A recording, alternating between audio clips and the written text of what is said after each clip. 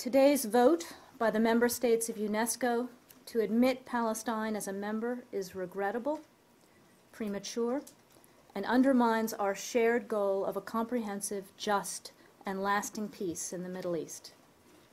The United States remains steadfast in its support for the establishment of an independent and sovereign Palestinian state. But such a state can only be realized through direct negotiations between the Israelis and the Palestinians. The United States also remains strongly committed to robust multilateral engagement across the UN system. However, Palestinian membership as a state in UNESCO triggers long-standing legislative restrictions which will compel the United States to refrain from making contributions to UNESCO. U.S. engagement with UNESCO serves a wide range of our national interests on education, science, culture, and communications issues. The United States will maintain its membership in and commitment to UNESCO, and we will consult with Congress to ensure that U.S. interests and influence are preserved. Does that mean that you have stopped effectively today contributing to UNESCO? It does. It does. We were to have made a $60 million payment to UNESCO in November, and we will not be making that payment. Sorry, $60 million? $60 million. And that is what, a part of a tranche of the total of 80? Correct. All right.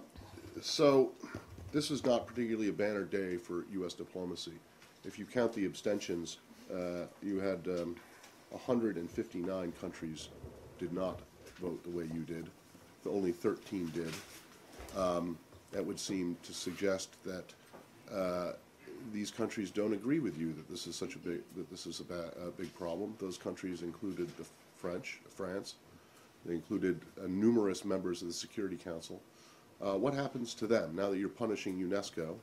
What happens to these countries that also that voted to in this regrettable way that is going to undermine the peace process? Well, those countries obviously made their own national decisions on this vote. We disagree with them. We made clear that we disagree with them before the vote. We make clear that we disagree with them after the vote. We also make clear here today that we want to continue our relationship with UNESCO, but as we said before this vote, and as we have had to say today, legislative restrictions compel us to withhold our funding now, and that will have an impact on UNESCO. Well, going back to you said in your opening, you said that this was is regrettable, premature, and undermines our shared goal. Whose shared goal? Who shares this goal other than the 13 other countries that voted with you? Yeah. Countries all over the international system share the goal of a Palestinian state in secure borders. Well, how could they possibly do something that you say is so horrible and detrimental to that process? Yeah. How can you still count on them as sharing this goal? You'll have to speak to them about why they made the decision that they made. We considered that this was, as I said, regrettable, premature, and undermines the prospect of getting where we want to go, and that's what we're concerned about. Okay, and how does it undermine exactly? How does it undermine the prospect of where you want to go? The concern is that it creates tensions when all of us should be concerting our efforts to get the parties back to the table. The only thing it does is it upsets Israel, and it triggers this law that you said that will require you to stop funding UNESCO. Is there anything else? There's nothing that changes on the ground, is there? Our concern is that this could exacerbate the environment which we're trying to work through so that the parties will get back to the table. How does it exacerbate the environment if it changes nothing on the ground, unlike, say, construction of settlements? It changes nothing on the ground. It gives the Palestine membership in UNESCO, which was a body that the U.S. was so unconcerned about for many years that it just wasn't even a member.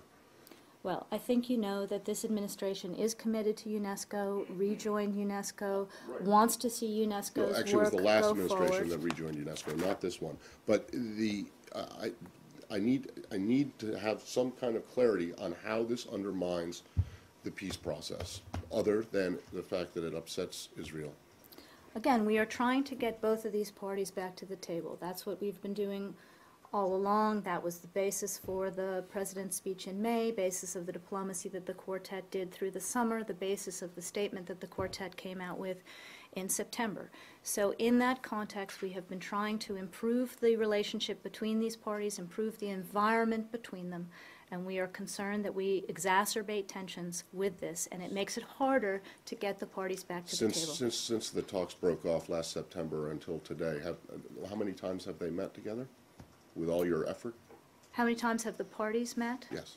I think you know the answer to that question. Correct. It doesn't change the fact that So we all are how can committed things get to worse than they trying. already are?